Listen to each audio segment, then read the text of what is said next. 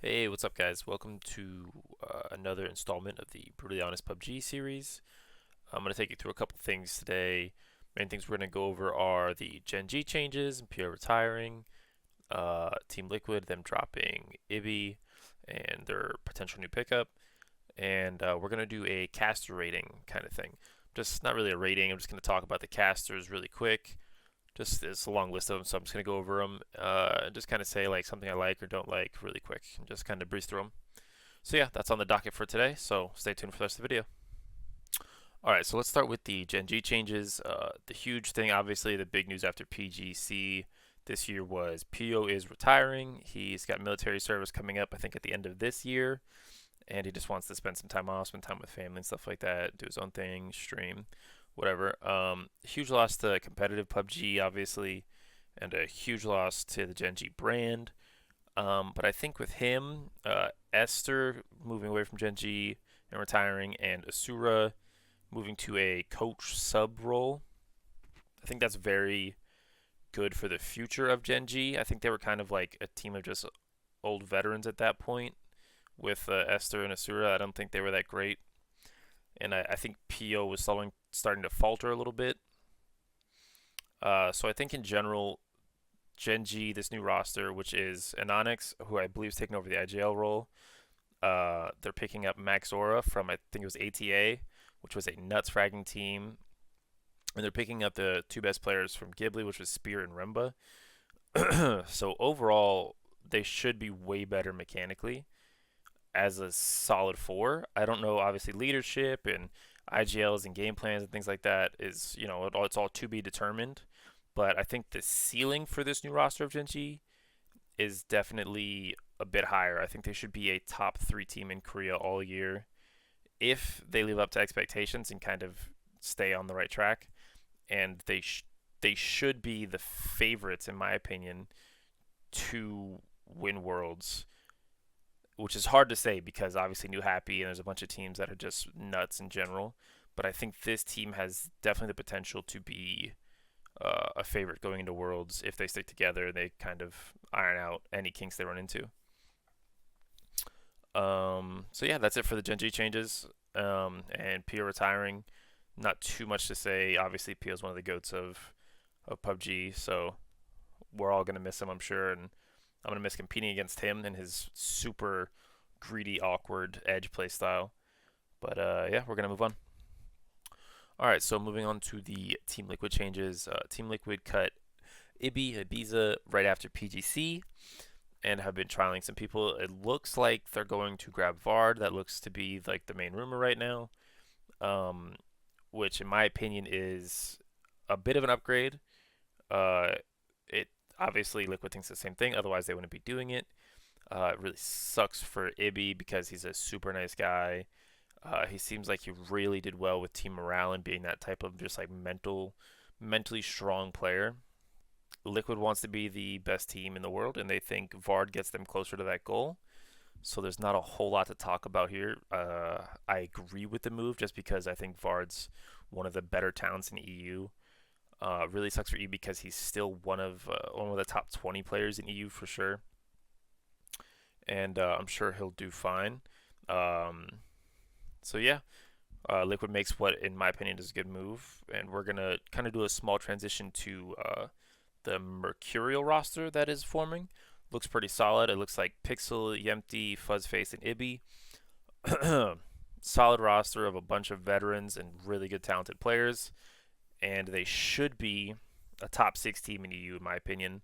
Especially with all that, they have a bunch of good mentals and leadership, I think, on that team, and I think they should do some pretty good things for EU this year. So looking forward to some moves out of that team. Hopefully they get a better name because Mercurial just not loving it. But yeah, moving on. All right, so moving on, we're gonna do some caster ratings. This is gonna be a real quick touch on some people, just a couple comments or statements on each person. There's so many that it's hard to kind of do in-depth things, and I'm also not trying to sit here and pick people apart that hard. It's just quick notes on some casters and some talent. Some people that I'm gonna give a quick compliment to, some people that I'm gonna say something negative to, some both. It is what it is. We'll see what happens. I just randomly kind of drew a list from a website of some casters and some talent, so don't mind the order. We're gonna start with Toffees. Um, these days, Toffees is kind of in like that middle ground of just solid talent. Nothing like that was overly sticks out. Nothing that is awful or bad about really. And one thing that always impressed me about Toffees that will always stand out is during like the GLL days or NPL days, whatever event that I saw him at on LAN, always really impressed me is Toffees would go around to each team with a little notebook and just ask them, even if he knew the answer already, just general questions. Hey, do you guys have the same IGL? How are you guys feeling going into it? Just quick little things, and it that really always impressed me. Of just going the extra step just to kind of talk to teams, see how they're feeling, even if they're spewing bullshit. Just seeing what their how their vibe is coming across, and just kind of getting a feel for certain teams and getting more info on them. And I always appreciated that. So I do really like Toffees as a talent overall. The next one is Caleris from you. I don't honestly not a whole lot sticks out about Caleris, but I don't know if that's a bad thing. He's the type of talent to where I just kind of like it. It's a good thing in my opinion is it just kind of goes in the background of like the cast, to where I just feel like I'm just watching the game, and nothing is sticking out in an insane way or a bad way. So I think that's a good thing. Not much more to say about Claris. Moving on, because I'm gonna do these in this one in a duo is Pansy and Sims. Hands down, they used to be my favorite talent, especially at LANs. I think they do really well at LAN when they can be more in that professional environment and kind of just move off of the energy of the crowds. I think in the first few PCSs, they kind of fell off a little bit. They kind of were just having more fun with it in like a haha joking way, and kind of just got repetitive and almost not lazy because I don't know their work ethic, but it came across as like low effort casts, and that kind of put me in their not preferred casters for like 2020 and stuff like that. Overall, obviously, everybody knows Sims and Pansy are insanely talented at what they do and top of the line casters. But I think when it came to PUBG in the last like year and a half or so, they just haven't been great, in my opinion.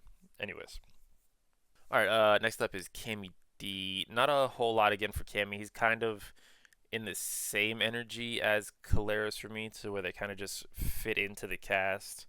They don't really stand out as saying like nothing too dumb, but nothing overly like, damn, they called that play, or like, that's a really great point. It's just kind of just like they seem like they're just casually fitting into the flow of things to me. Next up is Chunks. Chunks' energy is the main thing from him that you don't see out of a lot. Like any of the casters that I've mentioned so far, Toffees, Caleris, Pansy, Sims, CamiD, whatever it is, Chunks just has a nice flow and natural burst of energy that you don't see from the other ones that I mentioned so far. And to be honest, I think Chunks is probably my favorite to listen to out of the bunch so far, just because of the energy and the flow. But you also have to be careful who you match up with him, because I think you need to kind of match him with somebody who's much slower, and kind of like a Godspeed or something like that with Chunks is probably ideal for me. All right, next up we have Matchroom. Every time I hear Matchroom's name, I always just hear the voice of PUBG, like just people saying that, or you read the comments about that, which is funny to me. But I like Matchroom. Obviously, he's got a really good hosting cadence to him and a really good voice. But other than that, again, it's kind of more of like it's very casual about how he is. He's not going to say anything too dumb, and he's not going to break down the whole game to you. He's just going to kind of walk you through it, and that's a good thing, especially for casual viewers. So obviously we like Matchroom. PaperThin, I think he's a good fit in between Matchroom and Chunks, kind of, to where he can get high energetic, but he can also kind of break things down and explain it to you. I think PaperThin's one of the better casters when it comes to analytics and just kind of explaining how a lot of teams works. I think he does a lot of research, or maybe it's just a lot of practice because of how much time he puts in, just with how many like different of the Korean leagues and Asian leagues he casts. But his game knowledge just seems really high up there, and I think he's really well respected for that among the pros more than anything. All right, next we have Poro. Uh, Poro's good. I like his energy and his humor a lot. Sometimes he says some randomly dumb things like a drunken uncle, but I think that's why we all love Poro because he reminds you of your drunken uncle who's gonna say some dumb shit, but he'll probably make you laugh as well. Uh, other than that, kind of the same thing. He doesn't really do anything too great. He doesn't do anything awfully. He just can be a bit of a dumbass sometimes, but that's why we love our drunk uncle, you know. Toby, uh, Toby's all right. For some reason, nothing sticks out in my memory about Toby like recently. I know obviously there's been a bunch of people that have casted PGC, but I haven't listened to it myself just because I don't go back and listen to those games as much when we're at the venue. So Toby, if you're watching, I'm sorry, but I just have no real notes right now because nothing's sticking out. So I'm sorry, Toby. Xanx is next. Going before PGC, because obviously we watched some small moments of PGC. Um, Before PGC, I thought Xanax was one of the better casters out there, especially one of the English broadcasters. But he had a lot of moments in PGC. I'm pretty sure it was Xenox. If it's not, I apologize. I'm sorry, Xenox. But there was a lot of moments to where like I felt the things that you just shouldn't be saying when you're being a caster. Like if somebody was miss a shot or like just do something bad in game, and you just be like, "Oh, you can't miss those," or "Oh, how'd you miss that? What are you doing?"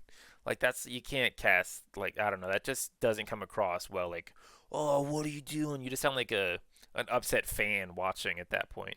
Maybe you are a fan who's upset, but yeah, I don't think that's how a cast should come across. But I think in general his IQ for the game and his cadence is really well put together. But those type of comments kind of put me off, especially because like I don't mind if you say that shit about me because I miss and I probably shouldn't be fucking missing. Like I'm a professional player and I play at the top level, but when I see it, but when other players are doing it, it just for some reason it just doesn't leave a good taste all the time. Even though I'm saying it there as a viewer, I feel like that shouldn't be the cast. But anyways, moving on to Copter. Um, a lot of people in EU like Copter, especially like the tier 2 to tier 3 EU players. They fucking love Copter. They just love Copter. And I like his energy. His energy is very similar to Chunks, but I just can't do it. No offense to Copter. I'm sorry, Copter. The, the voice and accent, it loses me, and I feel like I'm at a horse race or something like that, and it's just that the the speed in which the words are put together mixed with the accent, I'm just lost and I don't know where he's going with like almost half of his sentences. So I apologize, Copter. But it's just not for me personally. I can't do it. I just can't do it. Another one similar to that. We have Froz next. Froz is the same for me. Froz is one of like the nicest guys in the PUBG scene, but Frost is probably on the like how earlier I was saying some people like are just right in the middle of not saying anything too dumb or not saying anything great. I think Frost kind of so this is like the middle. Frost is kind of more down here. He says a bit more of the dumb shit mixed with the accent, and he just seems lost a bit. And I'm sorry, Frost, but I don't like your casting. It's not something I could ever really enjoy as a viewer. It just put me off from listening a lot of the times. I'm sorry. You're a really nice guy, Froz, and I don't mean to hurt your feelings if you're listening. Moving on to my favorite, probably, is Hypoc. Um, Hypoc's obviously a lot of the player favorites.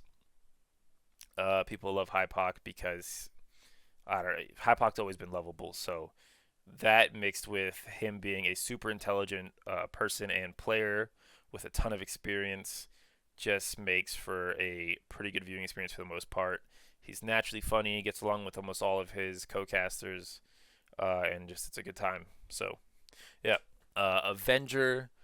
I haven't caught a ton of Avenger cast recently, but I always used to love Martin's cast before for like the GLL events and things like that. He was very intelligent. He was well spoken. A little bit of an accent, but not too bad. Um, yeah, I liked Martin's casting and his analytical work quite a bit. Nothing really negative to say about Martin. Got Clover. Clover's one of the casters to where when she first came in, I didn't overly enjoy her casting. I thought she didn't have a ton of competitive PUBG uh, intelligence, and like it seemed like she didn't know like what a lot of teams were trying to do. And that always kind of rubbed me the wrong way. I was like, what is she talking about? But that's a skewed perspective for me because I'm a pro player with a lot of experience, and I can kind of see what teams are trying to do a lot easier. One thing I can say positively about Clover though is she has definitely worked to improve her games for sure, or her casting. Is you see like so she's done some posts on Twitter before to where like she's had in the background or whatever. She has like notebooks just filled with notes about teams and players and kind of like I said about Toffees earlier, but she does it on her own time. I don't she's never asked me, so she probably does it on her own and just kind of researches it and looks at maybe rotations or just stats or who's doing this or whatever. But she just has a lot of notes on players and teams, and she puts in a lot of work outside of the cast, and that always is gonna be a positive for me. She's working really hard to improve as a caster. Maybe everybody else on this list is too, and I just don't know it because kind of she's posted, kind of hinted it at Twitter and stuff like that. So if you are, good thing for you. I'm sorry I don't notice it, but yeah, Clover's been working to improve, so I can appreciate that. The last one is Godspeed. Godspeed's very similar to Hypoc, a little different, but pretty similar. I think Godspeed does more analytical work. Hypoc does more casting for the most part. Again, nothing negative to say about Godspeed. Really likable guy, super smart, incredibly good looking, especially after all his weight loss. Man, he's looking like a snack. Yeah, Godspeed's really good too. I think that's all the casters that I can think of right now, or that I have on my quick list. I'm sure I forgot a few, especially like some APAC guys or whatever. But I got everybody I could think of. This caster kind of review was requested a lot by some coaches, some high caliber players, some people that are probably tired of the casters and analytics people roasting their teams and kind of want it to go both ways. So yeah, that's it for this episode of Brutally Honest PUBG. Thanks for hanging around. I'm sure it's been way too long of a video, so I appreciate you for watching, and thanks again. See ya.